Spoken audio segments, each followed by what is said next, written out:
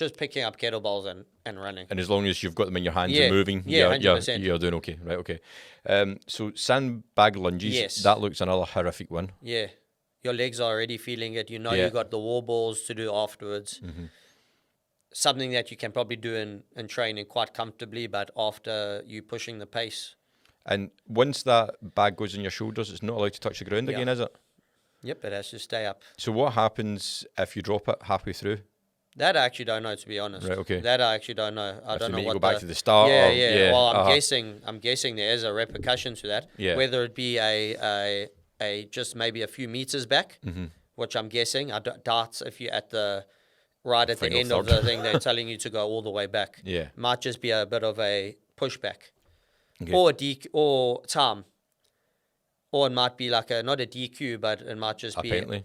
penalty time that gets added on. Do they do that? Yeah, they do that. So at the end of the race, you sometimes look up on, so it says finish, but then it'll have penalty time 10 added on. seconds or whatever. And what are the officials looking for that? Because there's quite a lot to that movement. Knee has to touch the ground, the back leg. So obviously you step forward. Knee has to touch with the back leg, and you have to lock your knees and hips up. So you can't almost be in a crouching position the whole time. Like you a wrestling crawl type of thing. You have to lock your limbs up. Right. Okay. Then, last but not least, after your that's the second last run, isn't it? No, that's after lunges is your last run. After lunges, so you actually finish on the wall balls? Yeah.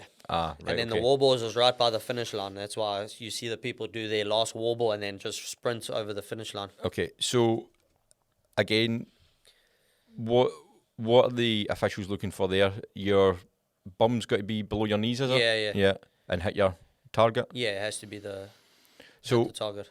What recommendation do you give to someone? Because some of these calls in the past, you hear people moaning that whatever judge they've got standing behind them has been overly fussy. I guess you've just got to ignore it. There's no point in arguing. There's no point in... And you can say what you want about it. They're just doing their job. Yeah. And it's quite visible if your bum isn't going underneath your knee, like, past your knees. Yeah. It's very visible. So if my judge, I just shouts no rep, okay. I don't even look back. I'm just like, all right, geez. Yeah. But I guess if you're really struggling, that no rep could seem like a big deal. Oh no, 100. Well, no, I was feeling it. Yeah. But you also just don't have the energy to be like, because you can't argue. What you going to argue? You're just going to waste time. Yeah. They saying no rep, it's no rep. Yeah, I have to move on. Yeah. I've heard people saying that they struggle with the kind of changing height of that one, especially at the end of the race. Yeah. I knew one person who almost fainted at it because they were kind of up and down. Yeah, just that motion. Is there any way that you can get ready for that, or in terms of the up-down motion, other than just do it a lot? You have to do it a lot. If your when you're body's knackered as well. And if your body's not used to it, again, your body only reacts to certain things if it's not used to. Obviously, there's other aspects. If you maybe were feeling sick of the day, there's things that obviously we can't calculate, but things that we can calculate, just make sure that you're prepared. If I know I might be feeling sick, well, you better train it. Yeah, with that. And what particular tips for that? Because obviously there's loads of different ways you can throw that ball. You can push it, you can catch it. So. Just try to keep the ball as high as possible. Because when you catch it, you don't want to now bring it here. Because now that's that movement that you have to do. Yeah. And then it's that movement. Whereas if you just try to catch it and then throw it up, there's only that motion over there. So working with mobility in your hips. Front squat's quite a good one because it's trying to keep your spine nice and straight. Whereas the back squat, sometimes people, drop their chest. And if you drop your chest every single time you do a wall ball, you're gonna exert so much energy. So then cross the line, you're finished.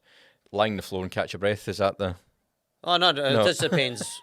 It really just depends on, the output that you did. Obviously, if you're going all out for an hour 10, hour 20, and you're really giving everything you got, your legs are probably going to want an out break afterwards. So, you can...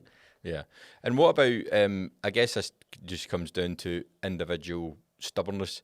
If you feel an injury when you're one exercise in, two exercises in, at the final exercise, I guess it's personal preference.